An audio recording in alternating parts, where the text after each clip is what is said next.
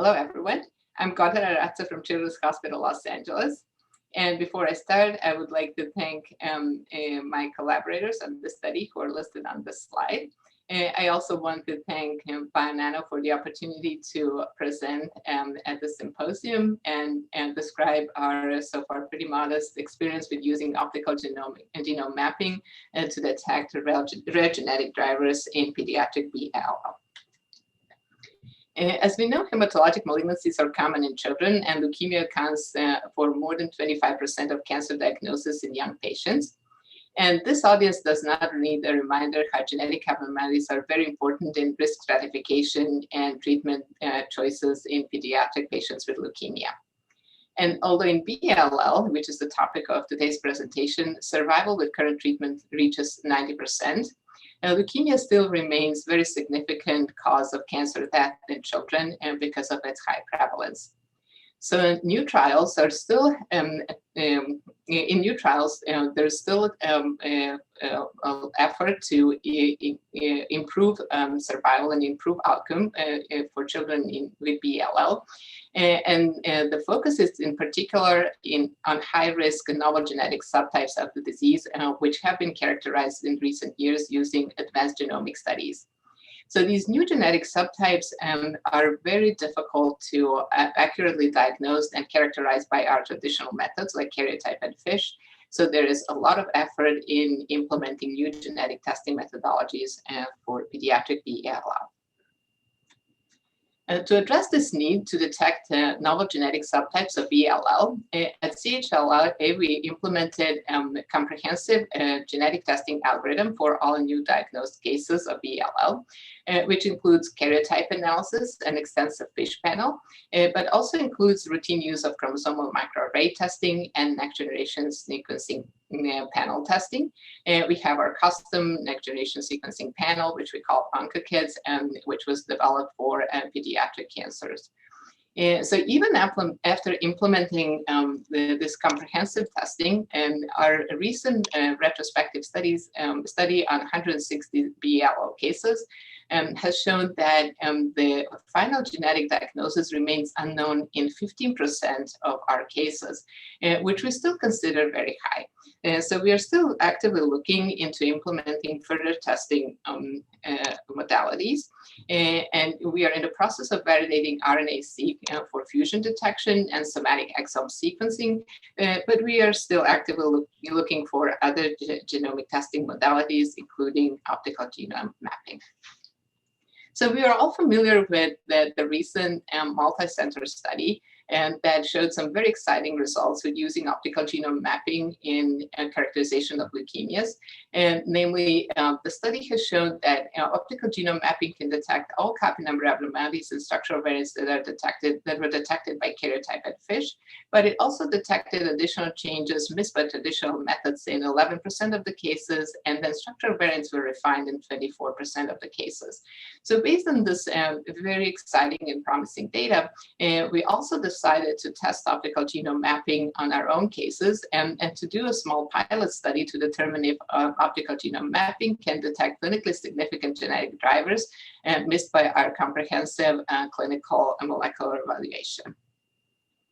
So it was a small study. It only included 8 patients, and the patient characteristics are shown on this slide, including some of the clinical details, as well as results of previous genetic testing. But the thing that I really wanted to point out is that out of these 8 unknown cases, 6 were classified as high risk based on NCI classifications, EVA, showing that in these patients who remain unknown in terms of genetic drivers after our routine testing, there is enrichment for high-risk cases, and that stresses the importance of using additional methods to fully characterize these cases, because those are the difficult cases where genetic characterization and diagnosis will probably be very helpful in choosing better treatment. So to dive in directly into our optical genome mapping results, In 2 of these 8 cases, OGM allow us to detect previously reported and known driver fusions that have established clinical significance in BALL. And so I will show some details of these 2 cases. The first case was a 7-year-old and previously healthy boy who was diagnosed with standard risk BALL in 2018. However, unexpectedly at the end of the induction, he had residual disease and had to be reclassified into high risk and treated more aggressively. Initial genetic workup was negative for abnormalities that are known to be key drivers in BLL, but we did have some genetic findings that I wanted to show. So karyotype did detect translocation between chromosomes 2 and 5, as well as inversion of chromosome 14. I have to mention, though, that at that time, we did not really realize what was the clinical significance of the translocation and of these 2 abnormalities. And chromosomal microarray did not show any gross copy number changes, but there was a focal deletion involving IKZF1, Icarus gene, which made us concerned that this might be a high-risk disease because Icarus deletions are associated with pH-positive and pH-like BLL, and they are by themselves a high-risk marker in BLL.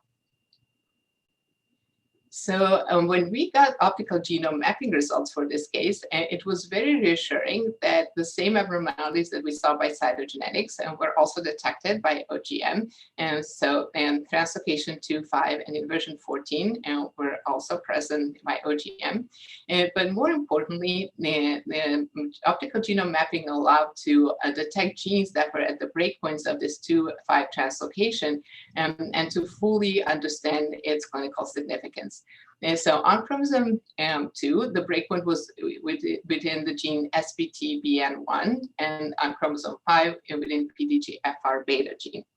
And so we immediately got excited about this finding because PDGFR beta fusions are associated with BCR-ABL-like BALL. And we went to confirm this finding by other methods. By the time we got OGM results, and we already had PDGFR beta FISH probe validated in the lab. It was not available at the time the patient was initially diagnosed. And so we were able to do FISH, and the FISH testing clearly showed that there was PDGFR beta rearrangement. So indeed, breakpoint on chromosome 5 was confirmed to be within PDGFR beta. We were also able to run this sample on RNA-seq. And RNA-seq also detected SBTBN1 PDGFR beta fusion as the top hit with pretty convincing supporting evidence. So why was this abnormality not obvious to us at the time of initial diagnosis? Although PDGFR beta fusions are quite well established,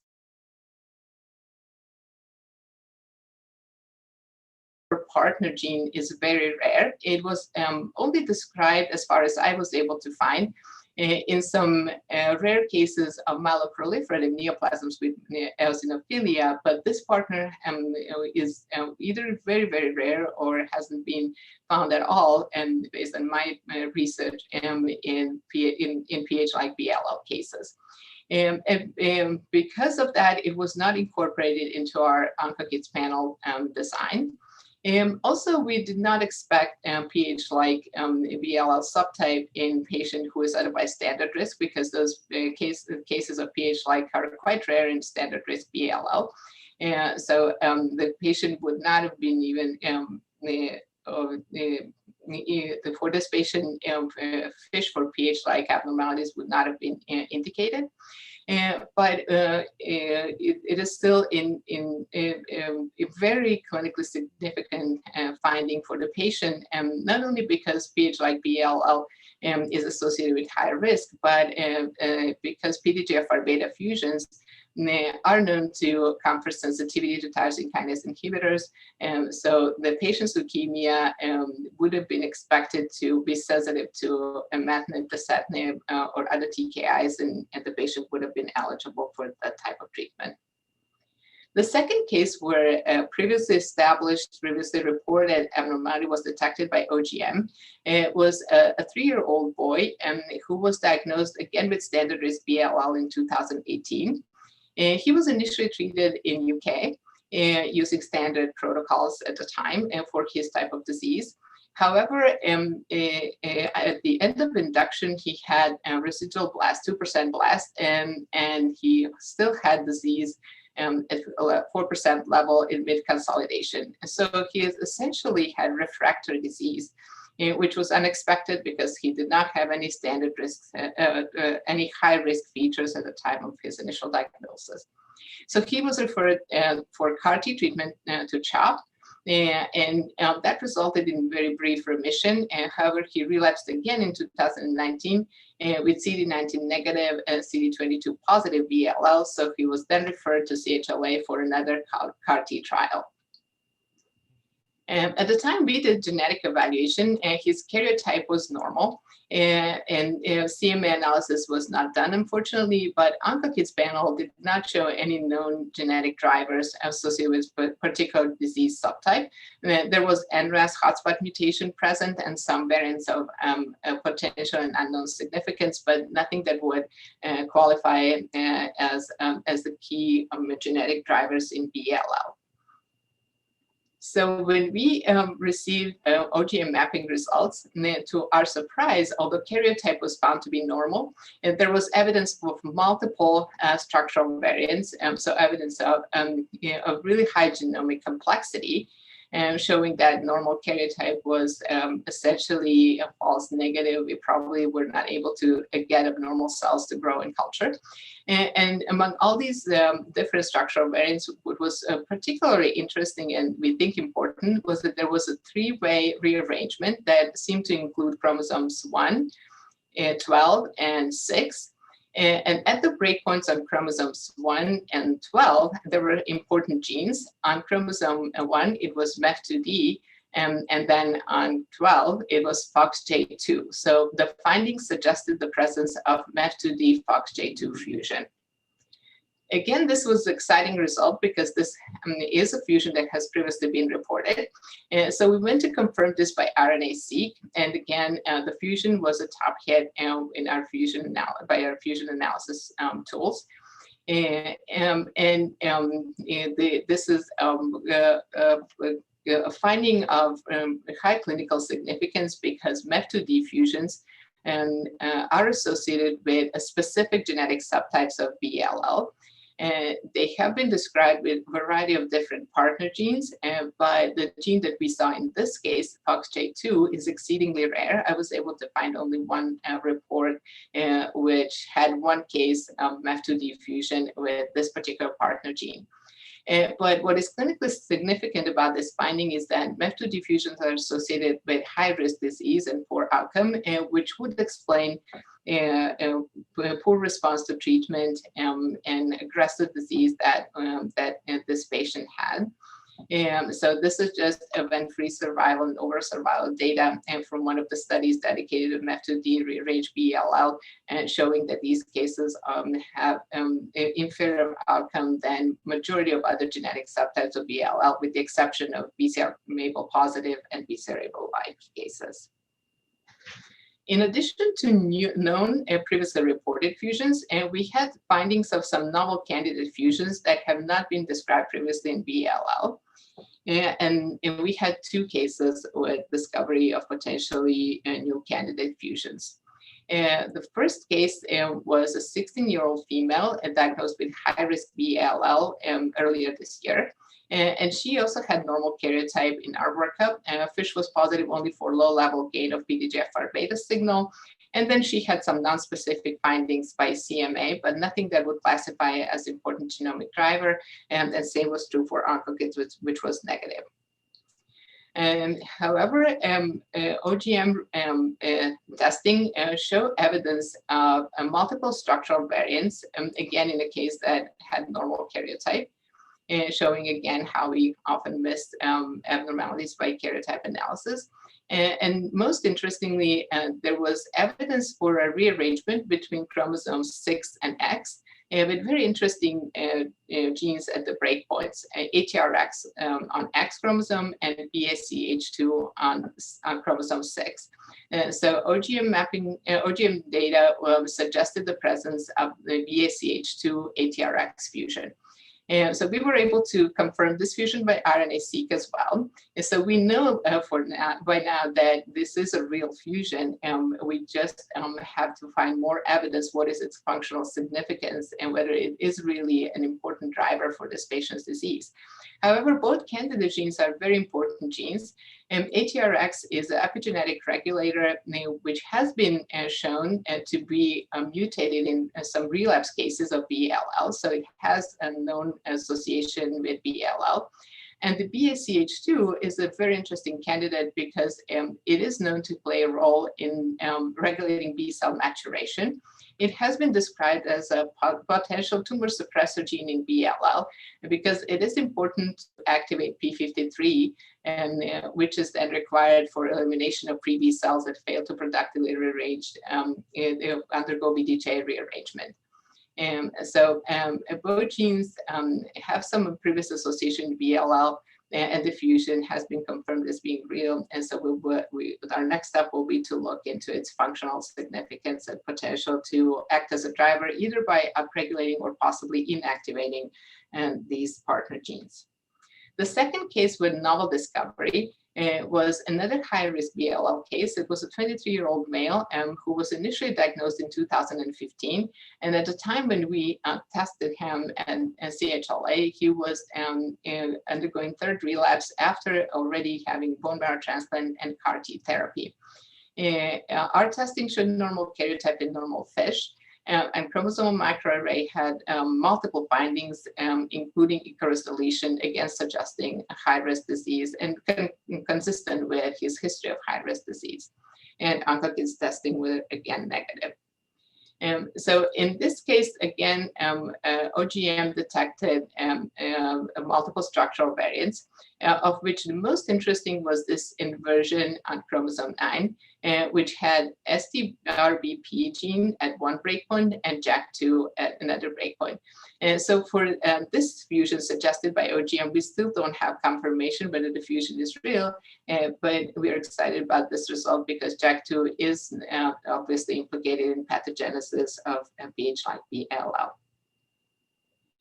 In addition to detection of balanced structural variants, we know that OGM has ability to detect copy number abnormalities. And because we had copy number data from array testing for all of our pilot cases, we compared copy number abnormalities profile between optical mapping and chromosomal microarrays. And we found very good concordance, which was really important that OGM to us that OGM can detect both types of abnormalities efficiently. And this is just one example of a case where we had nice concordance between the profiles detected by optical mapping and our arrays. The other thing that I wanted to highlight is that in our small cohort, we had 4 cases with completely normal karyotype in which OGM detected evidence of multiple structural variants. So again, showing that OGM has advantage over karyotype in its ability to detect abnormalities that are probably were probably missed by cytogenetics because the abnormal cells failed to grow in culture. And then another thing that was very important to me as a cytogeneticist was that optical mapping allows to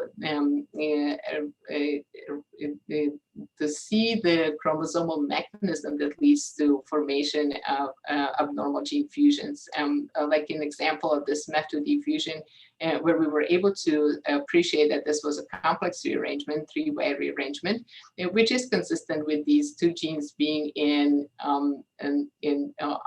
such orientation on chromosomes that simple translocation would not have resulted in productive fusion. And then in the last case that I described, we see that the fusion most likely arose from an inversion on chromosome 9. When we detect these fusions just by RNA-seq, we do not have any insight into chromosomal mechanism that leads to their formation. And I do believe that understanding the mechanism is an important component in us understanding these abnormalities, how they originate, and what are their consequences.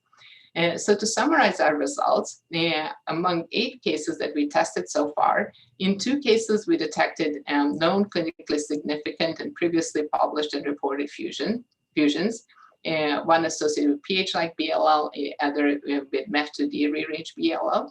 In 2 cases, we detected plausible candidate novel fusions. And then in all the cases except for 1, we detected structural variants which were not detected by our previously used testing methodologies. So in conclusions from our pilot study, we were able to see that optical genome mapping can detect both known clinically significant fusions as well as novel candidate fusions, showing both clinical and research potential of this technology. We saw very good concordance in copy number abnormality detection with CMA. We detected presence of structural variants in all of our cases that had normal karyotype. And OGM also can decipher chromosomal mechanisms that generate oncogenic fusions in contrast to RNA-seq.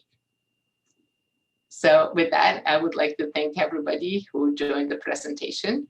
I also want to thank all our faculty and staff at the Center for Personalized Medicine, all my wonderful colleagues, and special thanks to members of the Bio-Nano Genomics team, especially Nick, Alex, Carl, and Sven. And I will leave you with this pre-COVID group picture of our team. For obvious reason, we do not have more current picture from this from last year, from 2020. But we are very optimistic we will have an updated new group picture sometime in 2021. So thank you again.